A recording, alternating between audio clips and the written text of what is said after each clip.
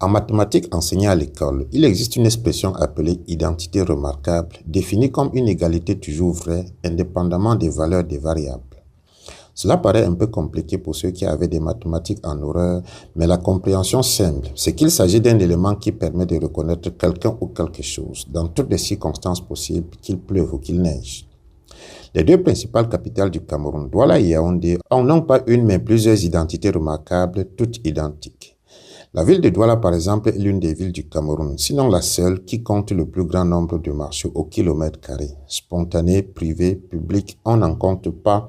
Et ces espaces sont également ceux qui attirent le plus de monde, du commerce formel ou informel.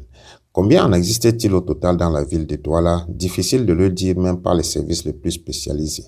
Toujours est-il qu'il est facile de les reconnaître par une caractéristique qui fait désormais partie de leur ADN, le désordre pour faire simple. Désordre dans l'occupation de l'espace. Au niveau des marchés de la ville de Douala, il n'existe plus de distinction entre la chaussée et le comptoir. La chaussée est d'ailleurs le lieu privilégié pour l'exposition des marchandises et même ceux qui disposent d'un comptoir pensent que c'est en posant certains articles à même la chaussée qu'ils deviennent plus attirants. Vivres frais, effets vestimentaires, chaussures et autres sont versés au sol. D'autres marchandises qui ne peuvent être étalées au sol sont contenues dans des brouettes, des porte-tours, des cartons ou des seaux, mais bien posés sur la chaussée.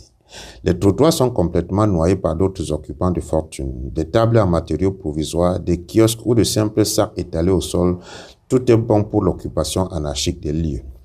À ces installations, les conducteurs de motos viennent ajouter du mouvement. Mobiles ou sur place, ils participent à l'occupation rationnelle entre guillemets de l'espace ou de leur espace pour dire les choses telles qu'elles sont. Ils y sont installés en maîtres et leur simple regard tient à distance tout piéton qui oserait se frayer du chemin parmi eux, regard plus doux quand il s'agit d'un client. La circulation est alors une gageure à l'approche des marchés de la ville de Douala où le ralentissement des véhicules a donné davantage d'idées aux voleurs à la tire et autres malfaiteurs. Les sacs et les téléphones portables sont arrachés par des guetteurs qui se fondent avec aisance dans une foule compacte. À ce désordre dans l'occupation, il faut ajouter celui de l'hygiène. L'une des particularités des marchés de la ville de Douala, c'est la présence des immondices d'ordures sointantes et puantes à côté des bacs à ordures ou pas. La production abondante des déchets s'ajoute à la difficulté d'écoulement des eaux dans les caniveaux confondus en poubelles. Même une fois à l'intérieur du marché, on n'est pas épargné du désordre. Des kiosques qui sont installés sur les allées destinés à aérer la circulation, œuvre, dit-on, des régisseurs des marchés.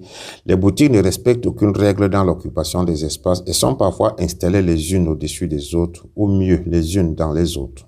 Tout est à l'étroit, on étouffe. C'est à se demander comment les commerçants qui y passent toute la journée arrivent à respirer. Les installations électriques renvoient elles aussi à des images qui rassurent quant à un incendie imminent. Cette situation de désordre à l'approche et dans les marchés de la capitale économique dure depuis des années et s'amplifie d'année en année, résiste d'une administration à une autre. Pendant que la situation des gestionnaires de la ville s'améliore au fil du temps, celle de la ville se désagrège. Le changement à la tête de la ville charrie chaque fois de nouveaux espoirs au sein de la population, des espoirs qui se transforment rapidement en illusions le temps que les nouveaux s'installent et se rendent compte qu'ils sont désormais détenteurs du pouvoir. Pourtant, les marchés n'offrent pas seulement des vitrines pour l'exposition des marchandises, ils sont les premières vitrines où s'expose une ville et un pays. Tout nouvel arrivant dans une ville a d'abord envie de visiter un marché, un espace marchand où il a la chance d'entrer en contact avec les différentes cultures et tâter du doigt la vie du pays.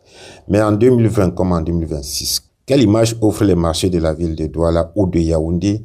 Les autorités de la ville peuvent-elles recevoir un hôte de marque et proposer de lui faire visiter le marché central de la ville de Douala ou le marché de Koti, l'y amener dans une voiture banalisée sans barrer la voie de bout en bout? Quelle ville a accueilli le championnat d'Afrique des Nations 2021 ou le pape Léon XIV en 2026? Chose curieuse, c'est dans ces marchés au visage piteux, dans ce désordre indescriptible que se livrent les batailles les plus féroces. Entre commerçants et commerçants, entre commerçants et les services des impôts ou de la douane, et surtout entre commerçants et les mairies, l'enjeu étant le contrôle des recettes officielles et officieuses. La preuve, face à tous ces problèmes qui nécessitent des actions énergiques, la mairie de la ville de Douala, sous l'impulsion de son nouvel exécutif, avait choisi en 2020 de donner la priorité aux élections dans les marchés, un autre front de conflit ouvert. Comme pour toutes les élections à la camerounaise, l'annonce des opérations électorales avait fait naître de multiples contentieux et contestations au sujet des questions diverses. Qui doit organiser le scrutin? Quels sont les postes à pourvoir? Quel est le cahier de charge des élus? Qui est électeur? Qui peut être candidat? Quel est le mode d'investiture? La recherche de la réponse à toutes ces questions conduisait fatalement à un labyrinthe dans lequel la mairie de la ville s'engouffra lentement mais sûrement. Avec autant de défis d'hygiène et de désordre qui paraissaient plus urgents, la question opportune était celle de savoir si les élections dans les marchés étaient la première chose à laquelle il fallait penser, surtout quand on sait que le premier réflexe humain est de nettoyer une maison avant de l'occuper.